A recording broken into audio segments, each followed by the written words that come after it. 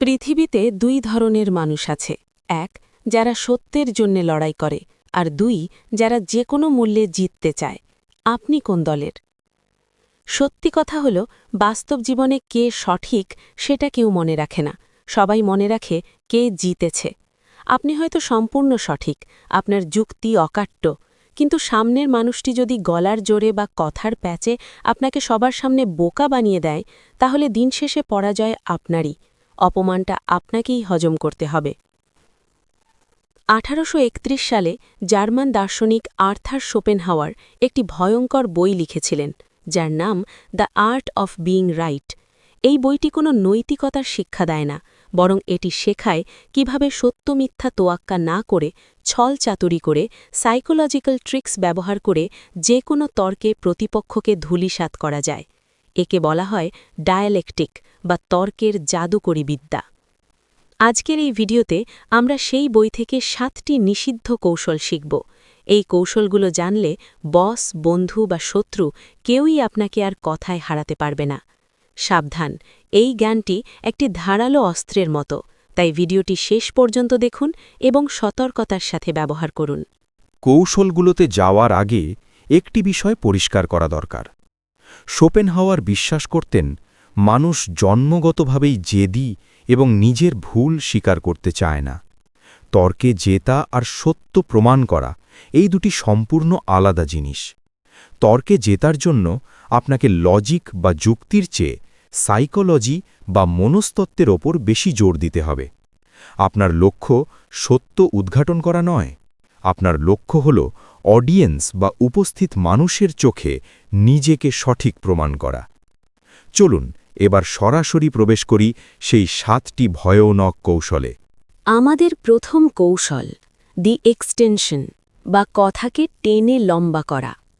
তর্কে জেতার সবচেয়ে সহজ উপায় হল প্রতিপক্ষের সুনির্দিষ্ট কোনো কথাকে টেনে এমন পর্যায়ে নিয়ে যাওয়া যেখানে সেটা হাস্যকর মনে হয়। উদাহরণ দিই, ধরুন তর্কের সময় কেউ বলল, আজকের এই নতুন সিনেমাটার গল্প খুব একটা ভালো না। আপনি যদি তর্কে জিততে চান, তবে তার এই নির্দিষ্ট কথাটাকে জেনারেল বা সার্বজনীন বানিয়ে ফেলুন। আপনি বলুন, ও, তার মানে তুমি বলতে চাও বর্তমান যুগের কোনো সিনেমাই ভালো হয় না? তুমি কি আর্ট বা শিল্পের কোনো মূল্যই দাও না? লক্ষ্য করুন, সে বলেছিল মাত্র একটি সিনেমার কথা, কিন্তু আপনি সেটাকে ঘুরিয়ে পুরো সিনেমা জগৎ এবং শিল্পের উপর আক্রমণ হিসেবে চালিয়ে দিলেন। এখন সে নিজেকে বাঁচাতে ব্যস্ত হয়ে পড়বে, না না, আমি সব সিনেমার কথা বলিনি। ব্যাস, সে ডিফেন্সিভ মোডে চলে গেল, আর আপনি চালকের আসনে। মনে রাখবেন, প্রতিপক্ষের কথা যত বেশি ব্রড বা বিস্তৃত করবেন, তাতে ভুল ধরার সুযোগ তত বাড়বে। দ্বিতীয় কৌশল, প্রশ্নবাণে জর্জরিত করা। প্রাচীন গ্রিসের দার্শনিক সক্রেটিস এই পদ্ধতি ব্যবহার করতেন, তবে আমরা এখানে সেটা ব্যবহার করব প্রতিপক্ষকে বিভ্রান্ত করতে। যখন দেখবেন আপনার হাতে কোনো শক্ত যুক্তি নেই, তখন আপনি উত্তর দেওয়া বন্ধ করে উল্টো প্রশ্ন করা শুরু করুন। তাকে চিন্তা করার সময় দেবেন না। প্রতিপক্ষ, এই প্রজেক্টটা লস হবে। আপনি, কেন লস হবে বলে মনে করছেন? আপনি কি বাজারের সব ডেটা দেখেছেন? আগের বছর কি হয়েছিল মনে আছে? কিসের ভিত্তিতে এই দাবি করছেন? প্রমাণ কোথায়? একসাথে এতগুলো প্রশ্ন ছুড়ে দিলে প্রতিপক্ষ মূল টপিক থেকে সরে গিয়ে প্রশ্নের উত্তর খুঁজতে ব্যস্ত হয়ে পড়বে। আর যখনই সে কোনো একটি প্রশ্নের উত্তরে একটু তোতলামি করবে বা ভুল করবে, আপনি সাথে সাথে সেটা ধরে আক্রমণ করবেন। দেখলেন, আপনি নিজেই জানেন না কেন লস হবে, অথচ বিরোধিতা করছেন। অর্থাৎ প্রশ্ন করে তাকে দিয়ে এমন কিছু স্বীকার করিয়ে নিন যা আপনার পক্ষে যায়। তৃতীয় এবং সবচেয়ে ডার্ক কৌশল, প্রতিপক্ষকে রাগিয়ে দিন। শোপেনহাওয়ার বলেন, ক্রোধ হল বুদ্ধির শত্রু। একজন মানুষ যখন রেগে যায়, তখন সে সঠিকভাবে চিন্তা করতে পারে না আর ভুল-ভাল কথা বলতে শুরু করে। তর্কের মাঝখানে আপনি যদি দেখেন প্রতিপক্ষ খুব ভালো যুক্তি দিচ্ছে, তখন যুক্তিতে না গিয়ে তাকে পরোক্ষভাবে অপমান করুন বা খোঁচা দিন। এমন কিছু বলুন যা তার ইগোতে আঘাত করে। যেমন, একটু মুচকি হেসে বলুন, আসলে এই বিষয়টি বোঝার মতো অভিজ্ঞতা তোমার এখনো হয়নি, অথবা তুমি তো সবসময় একটু বেশি ইমোশনাল হয়ে যাও। এই ছোট খোঁচাগুলো তাকে মূল তর্ক থেকে সরিয়ে দেবে। সে তখন যুক্তির বদলে নিজের সম্মানের জন্য লড়াই শুরু করবে এবং রাগের মাথায় ভুল তথ্য দেবে, আর সেই ভুলটি হবে আপনার জয়ের চাবিকাঠি। মনে রাখবেন, যে আগে রেগে যাবে সেই আগে হারবে। শব্দের অর্থ বদলে দেওয়া। একই শব্দের অনেক অর্থ হতে পারে।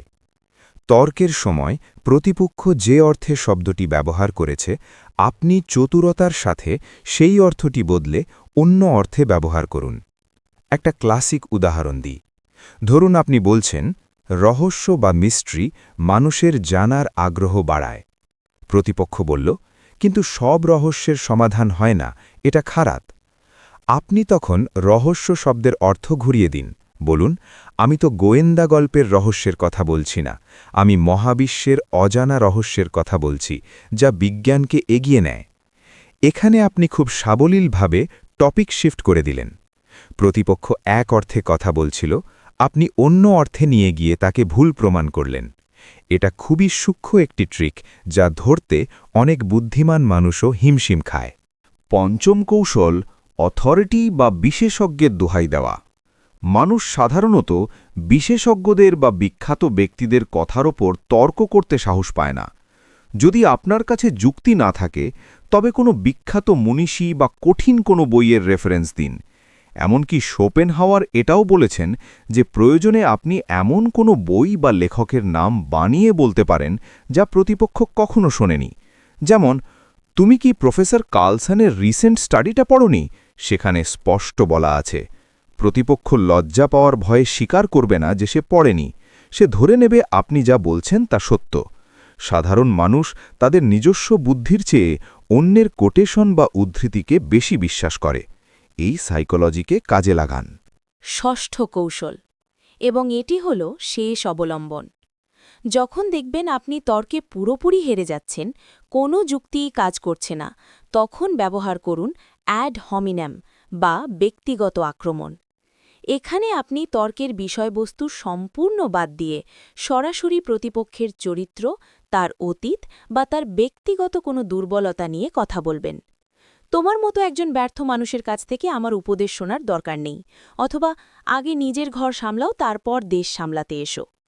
এটা অত্যন্ত নিচু মানের কৌশল, কিন্তু শোপেনহাওয়ারের মতে জেতার জন্য এটি অত্যন্ত কার্যকরী, কারণ এতে প্রতিপক্ষ অপমানিত বোধ করে এবং তর্ক ছেড়ে চলে যেতে চায়, আর প্রতিপক্ষ চলে যাওয়া মানেই টেকনিক্যালি আপনি জিতেছেন। সতর্কতা, এটা শুধুমাত্র তখনই ব্যবহার করবেন যখন আর কোনো পথ খোলা নেই। বন্ধুরা, এই ছিল আর্থার শোপেনহাওয়ারের বিতর্কিত বই থেকে নেওয়া কিছু কৌশল। এখন প্রশ্ন হল, এগুলো কি আপনার ব্যবহার করা উচিত?